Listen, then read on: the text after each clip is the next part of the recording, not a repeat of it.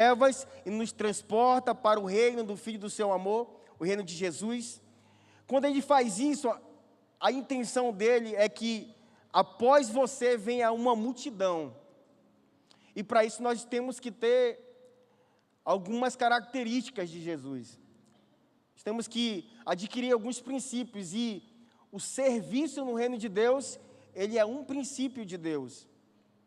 Sem o serviço, nada disso aqui acontece, meus irmãos. Nem o movimento, pode ser a igreja mais esplêndida do mundo, sem o serviço dos santos, daqueles que são salvos, não acontece nada no reino de Deus. E aí eu quero que você já comece abrindo a sua Bíblia. Abra a sua Bíblia no texto de Gênesis, capítulo 2. Gênesis, capítulo 2, eu quero ler para você, deixa eu dar uma olhadinha aqui. Gênesis 2,15, se os irmãos da mídia puderem me ajudando aí, e projetando. Gênesis 2,15. Diz assim a palavra de Deus. Gênesis 2,15. E tomou o Senhor Deus o homem, e o pôs no jardim do Éden, diga assim, para o lavrar e o guardar.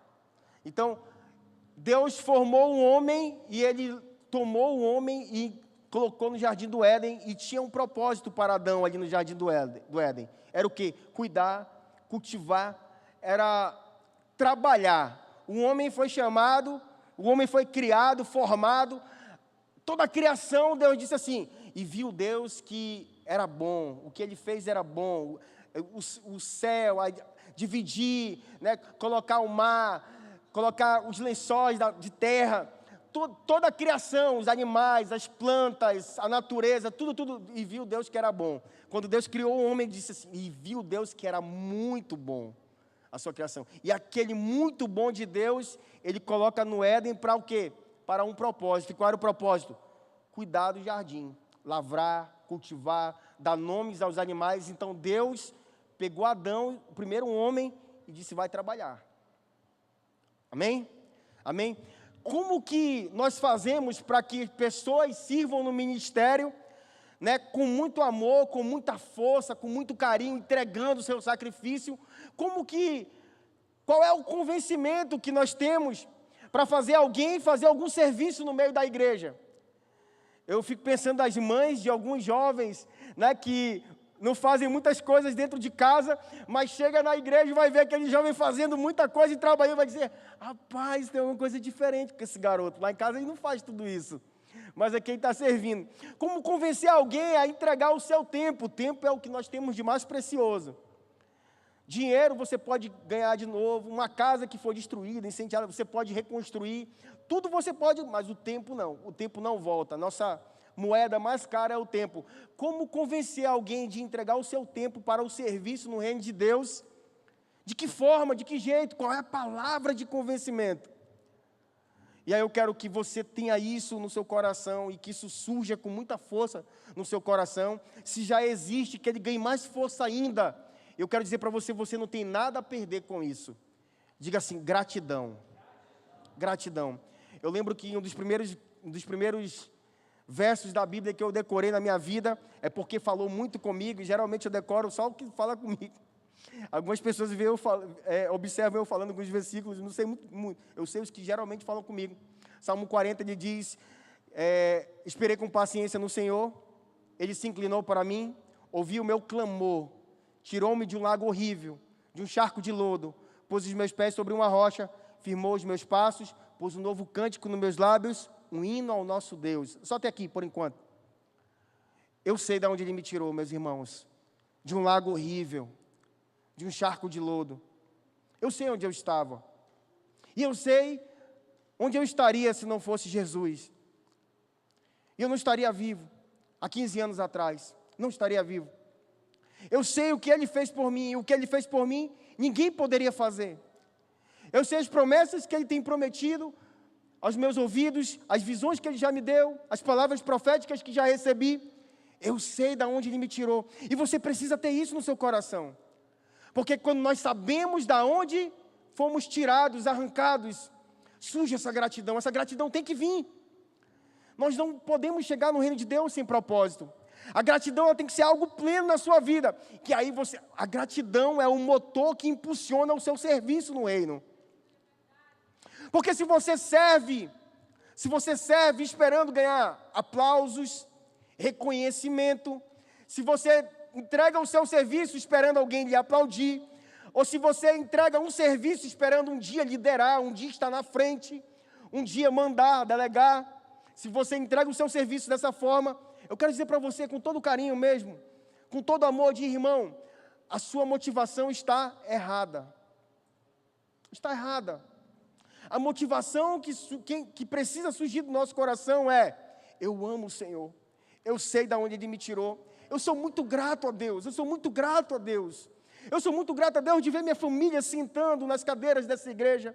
Eu sou grato a Deus de ver meus filhos envolvidos no ministério, não estão lá fora. Eu sou muito grato a Deus de saber que Ele me deu um espaço nessa arca, aonde tem um mundo todo apodrecendo no pecado, mas eu estou dentro da arca, salvo, seguro. Que gratidão maravilhosa.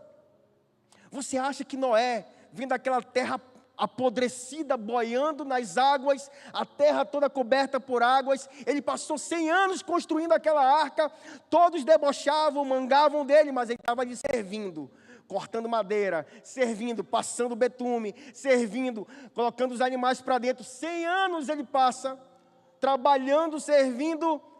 Você acha como que estava o coração dele quando ele viu a terra tomada por água, os corpos daqueles pecadores apodrecendo? Ele subia para a janela da arca, olhava para fora. Qual é o sentimento que vinha no coração de Noé? Poxa, amanhã eu vou trabalhar de novo, meu irmão, limpar a sujeira dos animais, de separar a briga entre as feras, né? Ainda tenho que aguentar a minha esposa do lado, tenho que aguentar as minhas noras, né? Será que ele ficava dizendo: poxa, amanhã de novo essa rotina, de novo esse trabalho? Não, meus irmãos, não. Ele olhava e via a terra devastada, ele dizia: Senhor, obrigado. 100 anos de trabalho não foi em vão, Senhor. Obrigado por me dar um espacinho dentro dessa arca, um espaço para minha família. Obrigado. Era um coração grato, meus irmãos. Nós temos muitos homens na palavra de Deus, eu vou correr aqui, mas olha só, Deus disse assim: eu estou vendo a maldade do homem. Noé constrói uma arca, ele deu toda a planta. A Bíblia diz que Noé, né, Gênesis 6, 22 diz assim: assim fez Noé, conforme tudo que Deus lhe mandou, assim o fez. Obediência, na íntegra. Toda a planta da arca que Deus deu, ele cumpriu. 100 anos. O que ele teve? A bênção de Deus, a vida dele resguardada. Que bênção, meus irmãos. Todo serviço que você faz no reino de Deus não passa despercebido daquele que é chamado galardoador. Ele é o galardoador, é o recompensador. Quer dizer que o que você entrega para Deus, vai haver uma recompensa. O seu sacrifício, eu garanto que aqui no nosso meio já teve algumas pessoas que ouviram assim: já vai de novo para a igreja, já vai ficar de novo trabalhando, se não tem outras pessoas para fazer o seu serviço lá não? Então o mundo fala essas coisas, mas você sabe qual é a motivação do seu coração. Diga assim: gratidão. Gratidão. Precisa ser, esse princípio precisa ter dentro do nosso coração. Olha só, vendo Potifar, Gênesis 39, verso 2 a 5, diz assim: vendo Potifar que o Senhor era com ele, e que tudo o que ele fazia, o Senhor fazia prosperar nas suas mãos, logrou José mercê perante ele, a quem servia, e o pôs por mordomo sobre a sua casa, e lhe passou tudo o que tinha nas suas mãos. José, ele teve uma visão, ele começou a sonhar. Aí ele sonhou com espigas, ele disse assim: olha, eu vejo ele sonhou com feixes de trigo, ele disse assim: eu vejo os feixes, e os feixes de vocês se inclinando para mim. Ele entendeu que aquele sonho era um sonho que falava de liderança, de governo. Depois ele sonha de novo, e aí no café da manhã ele vai resolver contar o sonho dele, e ele disse: olha, eu vi o céu, o sol e a lua, e 12 estrelas, que estavam ali adorando a ele. Ele contou esse sonho, todo mundo entendeu, compreendeu. Os irmãos dele, com inveja, jogaram na cisterna para que ele morresse naquele lugar. Depois eles resolveram voltar atrás e foram lá resgatar aquele homem. José poderia ter pensado assim: eu sabia que Deus não me deu uma visão errada, ele me deu uma visão de liderança, um sonho de liderança, então por isso que meus irmãos estão vindo me resgatar. Quando tiram ele da cisterna, vendem ele para a caravana de ismaelitas como escravo. E ele, como escravo, é vendido para o Egito. Ele vai servir na casa de Potifar, que compra aquele escravo. Na casa de Potifar, acontece o texto que eu li. Vendo Potifar que o Senhor era com José. E vendo que tudo que colocavam nas mãos dele prosperava. Por quê? Por que prosperava? Será que ele era um homem que ficava sentado, só lançando a mão assim, dizendo prospera, prospera, prospera? Não. Ele trabalhava. Ele servia. Ah, mas ele está servindo lá no Egito, na casa de um ímpio. Ele fazia prosperar. O testemunho do serviço dele fez Potifar observar e dizer, o Senhor é com ele, eu vou entregar tudo nas mãos dele. Até que veio aquela injustiça e ele é acusado por um crime horrível. Hoje é horrível, quanto mais naquela época. E ele é acusado injustamente, lançado 4 anos na prisão. O que ele fazia na prisão? O carcereiro deixava ele liderando todos os demais, porque ele era alguém que servia. Aí ele revela sonhos, e aí os 2 abençoados que tiveram os seus sonhos revelados sobem, um morre e o outro esquece dele. Alguns anos depois, Faraó fica louco, tem um sonho, e diz, alguém precisa me dizer que sonho é esse, vai começar a morrer gente. Isso aqui é na minha Bíblia, tá? Depois você lê, tá? Tudo isso aqui eu estou tornando mais fácil para você compreender. E aí o copeiro lembra, diz, tem alguém lá na cadeia, como é que é o nome daquele rapaz? Vivia falando de Deus, José. O Faraó disse, manda chamar. Dá banho no preso, penteia o preso, corta o cabelo do preso, apresenta ele diante de mim. Ele poderia ter ficado muito magoado com Deus. Senhor, eu tinha uma promessa na minha vida. Senhor, eu estou servindo, eu estou sendo fiel. Eu não era um mau filho, eu era um bom filho, eu era um bom irmão. Assim como surge no nosso coração às vezes, poxa, eu estou fazendo um serviço, ninguém vê o meu esforço. Eu estou trabalhando sozinho e ninguém está fazendo nada ao meu entorno. Eu estou trabalhando sozinho e ninguém disse muito obrigado, muito pelo contrário, me trataram mal com o meu serviço, meus irmãos. O seu serviço ali naquela recepção, ele é um serviço primordial. O sorriso que você dá para uma pessoa que está nos visitando pode fazer aquela pessoa voltar, ou uma cara fechada pode fazer aquela pessoa nunca mais querer pisar nessa igreja. Um copo d'água que você entrega para um pastor, para um missionário. Irmãos, os missionários, eu gosto de honrar os missionários. Eles sabem de tudo isso. Por quê? Porque eu fui missionário de núcleo. O missionário, ele vive núcleo, de segunda a domingo, vive o núcleo. Ele leva o núcleo para o travesseiro, ele conversa com a esposa sobre o núcleo. Os filhos dele crescem como missionários no núcleo, eles estão servindo o nosso núcleo. Eles sabem o que é servir. Honre o missionário. Honre o missionário, não deixe ele sozinho. Se você puder, honre o missionário. Então, um copo d'água que você entrega. Tudo isso faz a diferença no reino de Deus. Eu estava lembrando, sabe quem? Mordecai Ram, um pastor, ele era evangelista de tendas, Carolina do Norte, 1800 e pouco, esse homem fazendo aquelas caravanas que passavam anos e anos pregando em tendas, alguns dias em algumas cidades, Carolina do Norte. Ele ministra, e no relatório dele, na biografia de um homem que eu vou falar para vocês, no relatório que ele manda para a congregação que sustentava o ministério dele, ele coloca assim, não foi como nós esperávamos. O meu serviço na Carolina do Norte não foi como planejado, porque poucas pessoas entregaram a vida para Jesus, mas teve certos jovens, alguns jovens entregaram a vida no último dia, e tem um jovem que eu dou destaque para ele, um jovem chamado Billy Graham, entregou a vida, 16 anos de idade. Na biografia de Billy Graham, ele conta que naquele dia não tinha lugar para ele sentar. Ele chegou com outro jovem de 16 anos também, que serviu junto no ministério dele depois. Eles chegaram juntos para poder ir lá para aquela cruzada. E quando ele chega na porta, o porteiro diz assim, olha, não tem lugar, a gente não está lotado, era para ter vindo mais cedo. E esses 2 jovens vão embora, no último dia de cruzada. Só que o porteiro observou que podia fazer alguma coisa. Separou 2 cadeiras que estavam isoladas, correu, foi buscar os jovens lá. E voltou. E falou, consegui um lugar para vocês. Sabe o que é isso, irmãos? Serviço. Eu estou preocupado com vidas, eu estou preocupado com almas. Eu quero pelo menos que esses 2 jovens escutem a palavra, aceitem Jesus, para mim já vai ser grande coisa. O ministro Billy Graham, ele evangelizou milhares de pessoas, milhares de países, pregou para quase todos os presidentes americanos da sua época. Ele ora lá no estádio olímpico da Rússia, da União Soviética, né, na época, quando não poderiam ter estrangeiros lá, muito menos americanos. Ele ora lá quando ele estava de passagem para a Hungria, para ministrar a palavra de Deus. Sabe o que é isso? Serviço. Serviço. Eu não dou destaque para Mordecai Hunt, talvez a palavra daí teria sido maravilhosa. Eu dou tanto destaque para Billy Graham, porque ele era um pecador que ali se entregou para Jesus. Sabe para quem eu dou destaque? Para o porteiro, que eu não sei o nome. O serviço dele impactou vidas, meu irmão. Uma porta que você abre, uma mão que você aperta, uma direção que você diz, olha, o banheiro é ali do outro lado, vamos aqui próximo, vou te mostrar, eu vou apontar o banheiro para você.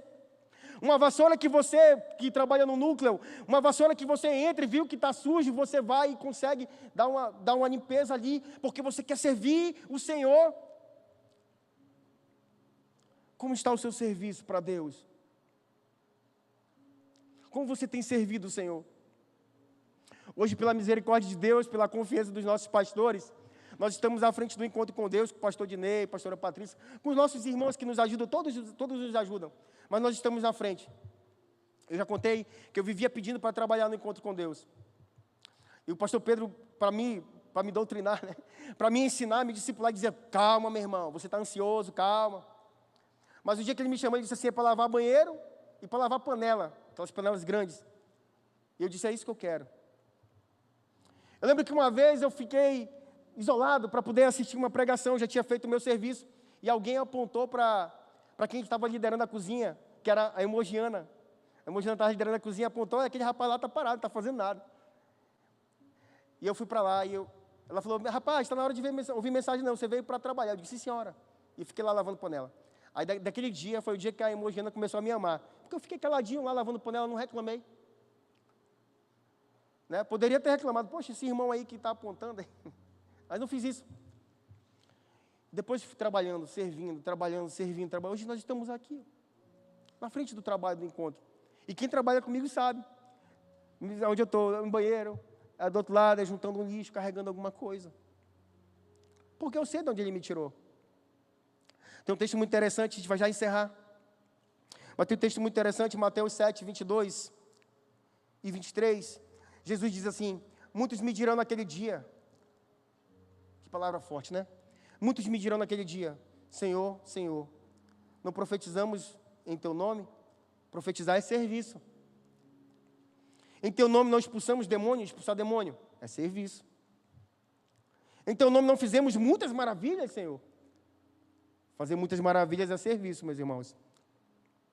Então lhes direi abertamente, nunca vos conheci, só até aqui. Nunca vos conheci. Essas pessoas, elas não fizeram nada de errado. Profetizaram, serviram, expulsaram demônios, fizeram tudo o que tem que fazer no reino de Deus.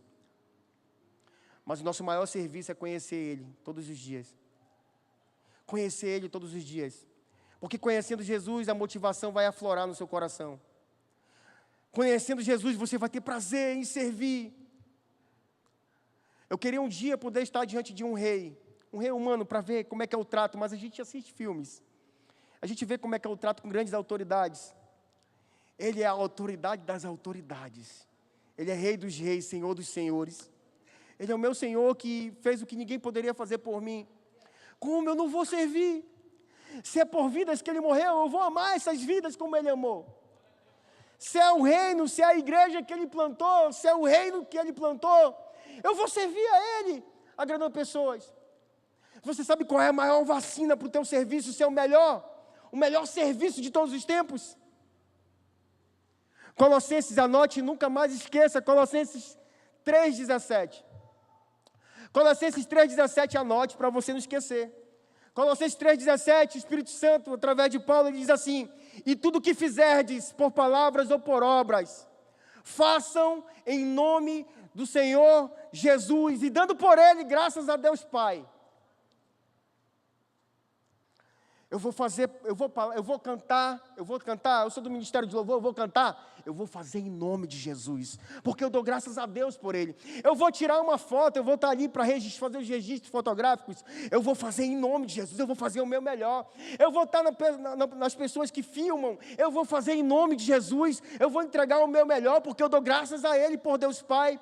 Eu vou estar servindo água, eu vou estar na porta, na recepção, eu vou ser do ministério X e Y, eu vou fazer em nome de Jesus, porque eu dou graças a Deus Pai pela vida dele em mim.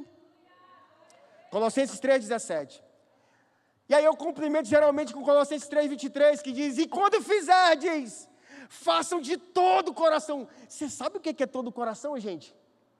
É todo o coração.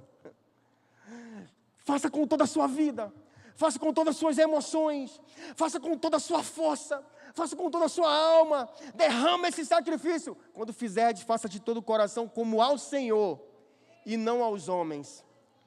Os homens podem falhar com você, mas Deus nunca vai falhar. Você pode ficar de pé em nome de Jesus? Deus, Ele não falha, meus irmãos, Ele não falha. Você tem que ser aquele adorador, aquele servo que honra o Senhor. Você precisa honrar o Senhor. Você precisa honrar o Senhor. E eu estava hoje conversando com a Suene, ela disse: mas sobre o que você vai falar? Eu coloquei alguns versículos aqui, mas o Espírito Santo é que fala, filha. Ele que vai tratar com a igreja, ele fala do jeito dele. E eu estava lembrando para ela de um texto: filha, eu preciso falar sobre honra. Eu estava lembrando desse texto aqui, e aí a minha boca secou. Os meus olhos começaram a encher de lágrimas. Agora há pouco, 40 minutos atrás, 1 hora atrás, no máximo. E eu lembrei muito desse texto. 1 Reis 2:1 diz assim. 1 Reis 2:1 diz assim: e sucedeu o quê? Perdão, deixa eu voltar, não é esse texto. Voltando, 1 Crônicas 11, 17. 1 Crônicas 11, 17 diz assim: e desejou Davi, e disse: quem me dará a beber da água do poço de Belém, que está junto à porta? Então aqueles 3 valentes de Davi romperam o arraial dos filisteus e tiraram a água do poço de Belém, que estava na porta. E tomaram dela e trouxeram a Davi. Até aqui, depois eu complemento. Meus irmãos, Davi fugindo, longe, distante de Belém, estava distante de Belém. Davi estava na nostalgia, lembrando lá da sua terra, lembrando do reino, lembrando da prosperidade, lembrando da sua mocidade. Ele está ali, um rei, cansado de batalha, um adorador nato, um homem maravilhoso, segundo o coração de Deus. Teve os seus erros expostos, ele mesmo escreveu, Salmo 51. No Salmo 51 ele diz assim: Senhor, eu quero um coração puro, motivação correta. Eu quero, Senhor, um espírito reto, motivação correta. Não me lança fora da tua presença, não retira de mim o teu Santo Espírito. Maravilhoso, Salmo 51, né? Então Davi é esse homem, e esse homem cansado, ele está lá, num certo dia, lembrando da água fresquinha que tinha lá no poço, que ficava bem na porta de Belém. E eu imagino Davi olhando para o alto, dizendo: quem me dará de beber daquela água mais uma vez? Ou quem me dera, outra tradução diz: quem me dera eu pudesse beber da água que está lá em Belém. Aqueles homens maravilhosos, né? Homens, servos. Nós não podemos deixar o nosso rei com esse sentimento. Vamos honrar ele. Eles atravessaram o arraial, 3 homens atravessaram o arraial dos inimigos filisteus.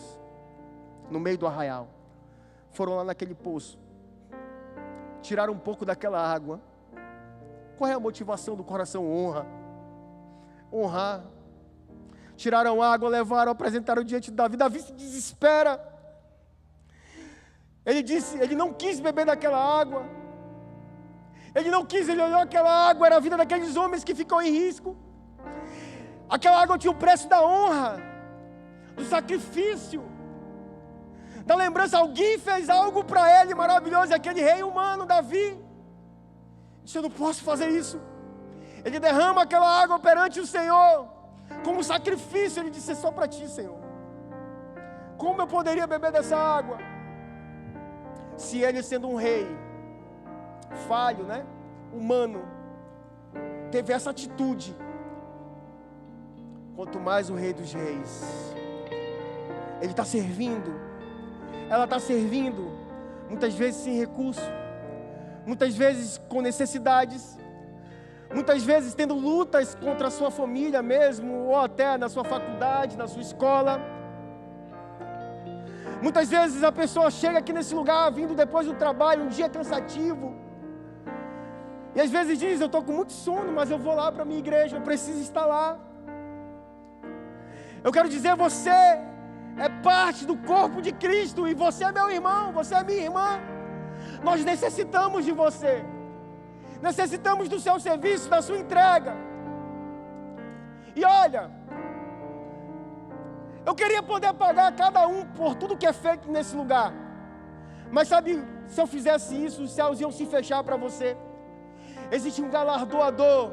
Nenhum trabalho é vão no Senhor. Nada passa despercebido. A sua entrega, o seu sacrifício, a sua renúncia. Você não perde nada por adorar aquele que merece toda adoração, todo louvor e toda glória. Ele é o teu Deus. Ele te tirou do império das trevas. E Ele está aqui nesse lugar. Ele está aqui nesse lugar. Adore a Ele, adore a Ele. Com a sua melhor adoração nesse lugar. Pastor Sam.